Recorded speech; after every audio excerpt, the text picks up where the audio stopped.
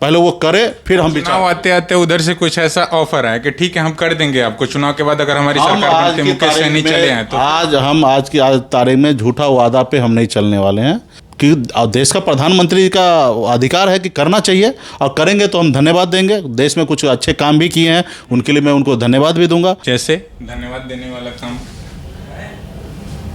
देश चला रहे हैं ना, आखिर तो वही चला रहे हैं। बहुत सारी चीज़ें ऐसे हैं कि कर रहे हैं। अभी तो मेरे अच्छा उनको तो कुछ हमको याद नहीं आ रहा है, ठीक है, याद आएगा तो हम बता देंगे।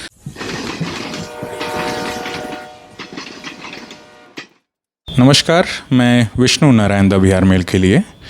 इस समय हम हैं पटना में, और पटना में हमारे साथ बातचीत करने के लिए हैं सन ऑफ मल्लाह और वीआईपी पार्टी के मुखिया मुकेश सहनी। सर, आपसे जो सबसे पहले चीज़ समझनी है, इस बीच भारतीय जनता पार्टी और भारतीय जनता पार्टी के जो बड़े नेता हैं उन लोगों ने एक डिजिटल रैली की है, वर्चुअल रैली की है। तो इस पूरी रैली को आप किस तरीके से देख रहे हैं और आप लोग क्या प्लान कर रहे हैं, आप लोग क्या तैयारियां हैं? देखिए, भारतीय जनता पार्टी आज देश में कुछ भी कर सकता है।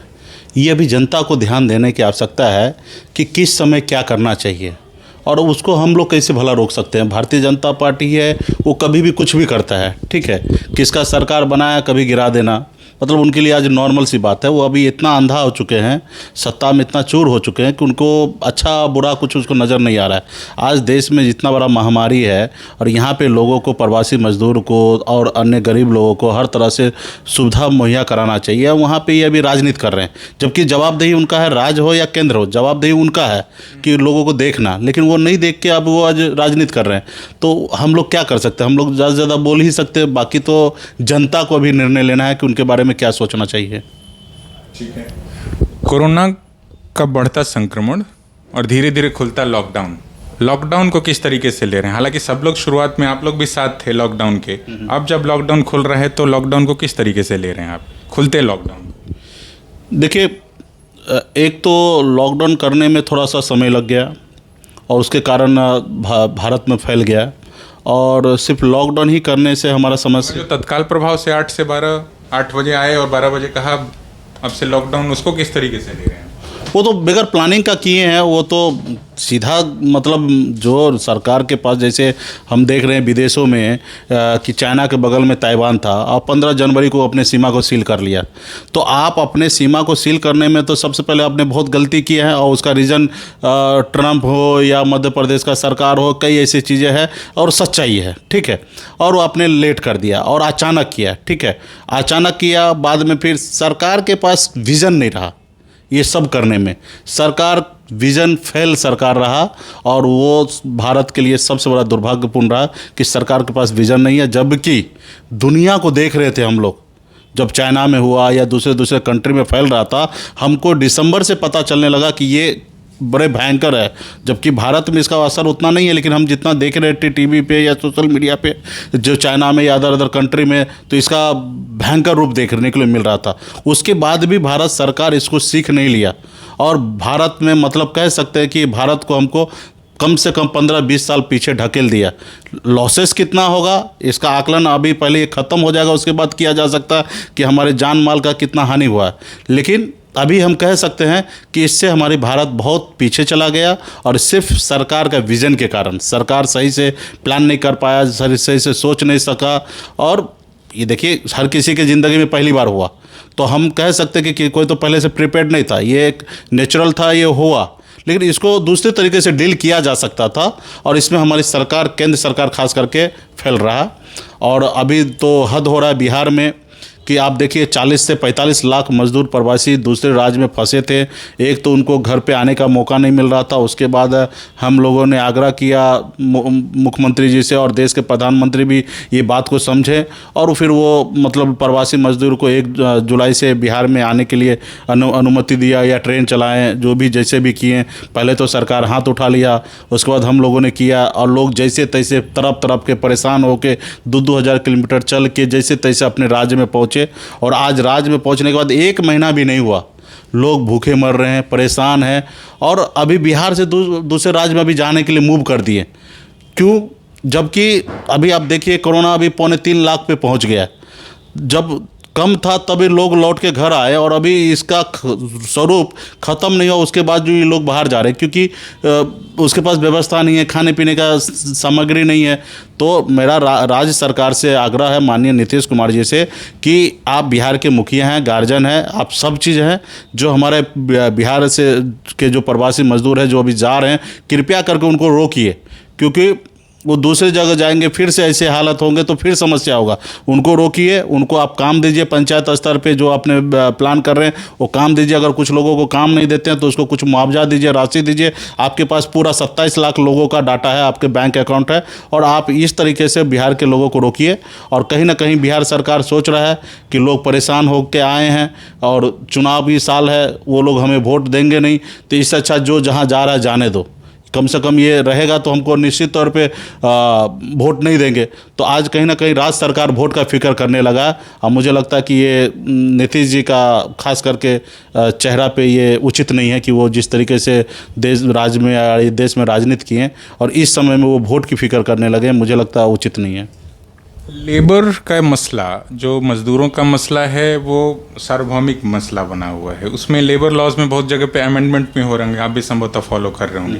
उस अमेंडमेंट को किस तरीके से ले, राज्य सरकार यहीं बगल में उत्तर प्रदेश में भी लेबर लॉज में अमेंडमेंट, तो लेबर का क्राइसिस है और एक तरफ लेबर लॉज में अमेंडमेंट हो रहे हैं, मतलब उनके राइट्स तो हैं नहीं। आप लोग कैसे इन सारे मसलों को अपने तरीके से हैंडल करेंगे, या जो मजदूर आए हैं उनके लिए क्या कुछ करेंगे? आप लोग के पास क्या योजना है? नहीं, देखिए, सब सरकार अलग अलग चीज़ें सोच रही है, अलग अलग तरीके से कर रहे हैं, और सरकार को हर संभव लेबर के पक्ष में हर निर्णय को लेना चाहिए। और वो लेबर जो हमारे श्रमिक भाई है, उसी के दम पे भारत हमारा टिका हुआ है, और उनको हमको हर तरह से हर तरह का सुविधा देना चाहिए, चाहे वो, और हम कहेंगे कि बड़े बड़े उद्योग कारखाने मालिक, उनका भी ध्यान रखना चाहिए। उसके साथ साथ सर्वोपरि है लेबर, कि उन्हीं के दम पे भारत हमारा टिका है। उनके बारे में हर तरह का सुख सुविधा हो, जो कहीं पे गए हैं काम कर रहे हैं तो उनको टाइम पे सैलरी मिलना चाहिए, पैसा मिलना चाहिए। उनकी अगर वहाँ प्रदेश में है उनके साथ समस्या है तो उनको, जिसके पास काम कर रहे हैं उनको देखना चाहिए। उसके लिए सरकार से जो भी सब्सिडी हो, अगर कंपनी को लॉसेस हो रहा तो सरकार उसको टेक ओवर कर ले। तो ये सारी चीज़ें श्रमिक भाई के लिए सारा व्यवस्था होना चाहिए। और मुझे लगता है पूर्व में भी थे कुछ सिस्टम हमारे श्रमिक भाई के लिए अच्छे रहे हैं, लेकिन हाल फिलहाल में कुछ सरकार कुछ चीज़ों को चेंज कर रहे हैं। जैसे अभी हमें देखने के लिए मिला 8 घंटा से 12 घंटा किया गया, तो ये सारी चीज़ें कहीं ना कहीं गलत किया जा रहा है। तो इसके ऊपर राज्य सरकार और केंद्र सरकार को सख्ती से काम करना चाहिए। इसमें सर मैं आपसे एक चीज़ जो विशेष तौर पे समझना चाहता हूं, जैसे लोकसभा चुनाव आपने पहली बार चुनाव लड़ा, उससे पहले भी जो पिछला विधानसभा चुनाव हम लोगों को याद आता है तो उसमें आप भारतीय जनता पार्टी के साथ थे। आपको अपेक्षाकृत परिणाम लोकसभा चुनाव में नहीं मिला। अभी ऐसे 3 लोगों को काउंट किया जाता है कि महागठबंधन में एक सबसे बड़ी पार्टी है राष्ट्रीय जनता दल, उसके बाद मुकेश सहनी हैं, उपेंद्र कुशवाहा हैं, मांझी जी हैं। ये कोलैबोरेशन बहुत दिखाई नहीं पड़ता। कांग्रेस भी है। तो कांग्रेस तो मतलब उसको माना जाता है कि आपको लेकर के एक बहुत असमंजस की स्थिति है, या आप असमंजस में हैं कि आप बीजेपी के साथ रहे हैं बाद में भी, क्योंकि आपसे बातचीत के क्रम में भी ये कई एक बार बहुत सारे लोगों को लगता है कि आपका जो बिंद मल्लाह का एक रिजर्वेशन का बड़ा मसला है, उसको लेकर के ही आप लोगों ने पार्टी फॉर्म की। क्या अगर बीजेपी ये ऑफर करती है, एनडीए की ओर से ऐसा कुछ ऑफर आता है, तो आप उधर चल देंगे क्या? देखिए, ये पार्टी जो बना है खास करके निषाद समाज के आंदोलन से प्रेरित होकर ये पार्टी बना है। बीन बेलदार, नुनिया, मला, निषाद के तमाम उपजाति, गंगोता और सबके मतलब आंदोलन से ये पार्टी बना है, और उसका उद्देश्य एक ही था कि उनको अधिकार मिले। जैसे बंगाल में अगर आरक्षण मिल रहा है इस समुदाय को, तो बिहार में भी मिले, दिल्ली में मिल रहा है तो बिहार में मिले। तो ये लड़ाई लड़ते लड़ते, और इसके लिए हम कई लोगों के साथ हम दोस्ती भी किए, खास करके एनडीए की बात कीजिएगा, अमित शाह जी और या भारतीय जनता पार्टी के शीर्ष नेता, कि उनके सामने हम झुके, उनके लिए काम भी किए कि हम आपके लिए कुछ काम करते और कुछ काम हमारे लिए कीजिए। 2014 में भी मैंने उनके लिए काम किया, 2015 में भी किया, निस्वार्थ भावना से कि सिर्फ मेरे जात के लिए, इस समुदाय के लिए काम कीजिए। और वो करते करते हम उनके बहुत फ़ायदा भी दिए, लेकिन वो एंड ऑफ द जाके वो हमारे लिए कुछ नहीं किए, वादा करके भी मुकर गए।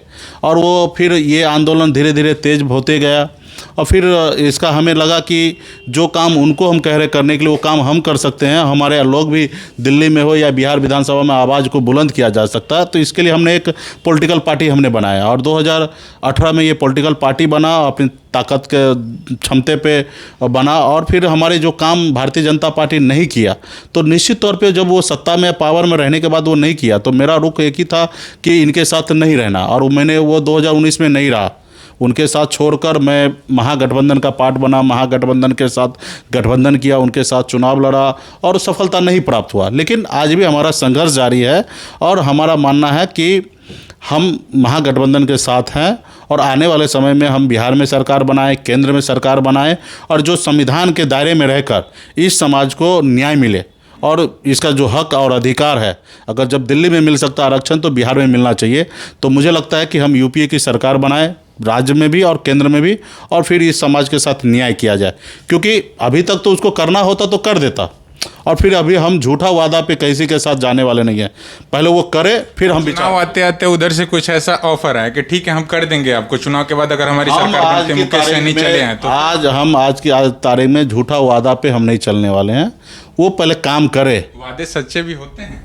हाँ, वादे सच्चे भी होते हैं। सच्चे भी होते हैं। अगर उसके दिल में है, अगर वो उनके मन में है कि हमें इसके ये वादा को पूरा करना है तो वादा करने वाले बहुत सारे लोग हैं कि वो सच। पहले भी तो सर आप लोग की बातचीत हुई होगी, अमित शाह के साथ आप घूमते थे तभी पिछले तो वही ना, हमें लगा ना कि हम वादा टूटा ना, तो इसलिए तो हम उनके साथ नहीं है।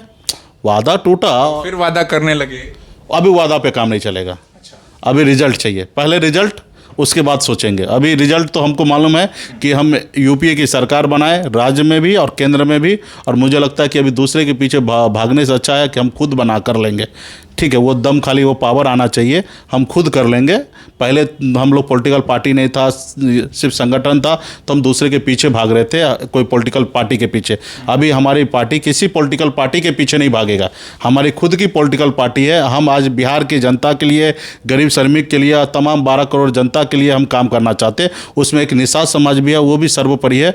उनको भी हम संविधान के दायरे में उनका जो उचित है वो उनके लिए करेंगे। बाकी बिहार के युवा के लिए, गरीब के लिए, किसान के लिए, तमाम हर जाति धर्म के लिए हम लोग काम करेंगे आने वाले समय में। बीच जो पूरा लॉकडाउन था और क्राइसिस था उसमें एक बहुत बड़े अमाउंट की घोषणा हुई जो वित्त मंत्री आकर के, उसमें वो चाहे मखाने का मसला हो या फिर पानी से जुड़ी जो तो मत्स्य पालन की चीज़ें हो, तो उसको क्या फॉलो कर रहे हैं? क्या वो क्या कुछ मिलता दिखाई पड़ रहा है आप लोगों को? जीरो।